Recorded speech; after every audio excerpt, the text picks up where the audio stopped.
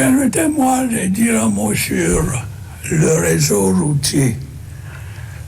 Et je suis conscient du sentiment de frustration qui vous habite au regard de la dégradation de nos voiries urbaines et interurbaines. Cette situation, vous vous en doutez bien, a un impact réel sur les activités économiques et est très souvent à l'origine de nombreux accidents de la circulation.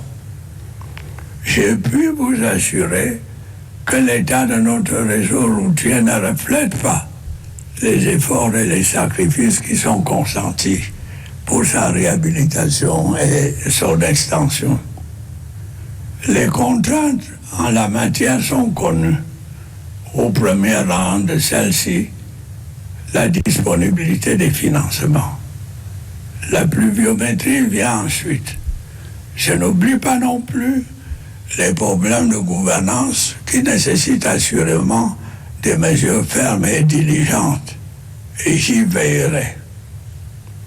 Pour faire face à cette situation, j'ai instruit la réorganisation du fonds routier dans le sens d'accroître sa capacité à mobiliser les financements nécessaires à la réalisation des projets de construction, de réhabilitation et d'entretien des routes.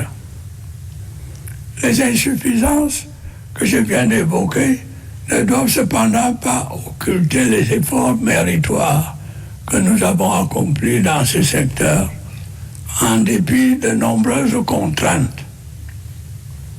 Au cours de l'année qui s'achève, 446 km de routes ont été bitumées sur toute l'étendue du territoire national. En outre, près de 228 km de routes ont été réhabilités.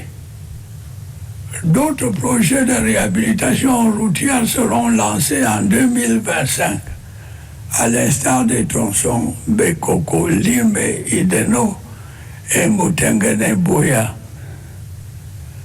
Après de longues négociations avec les bailleurs de fonds, plusieurs projets routiers prévus de longue date sont en voie de démarrage.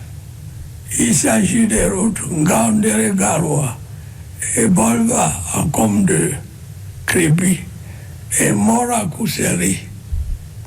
Parallèlement, les travaux de construction de la section urbaine de l'autoroute Yaoundé-Simalène ont été lancés, tandis que les diligences relatives à la phase 2 de l'autoroute Yaoundé-Douala ont connu des avancées.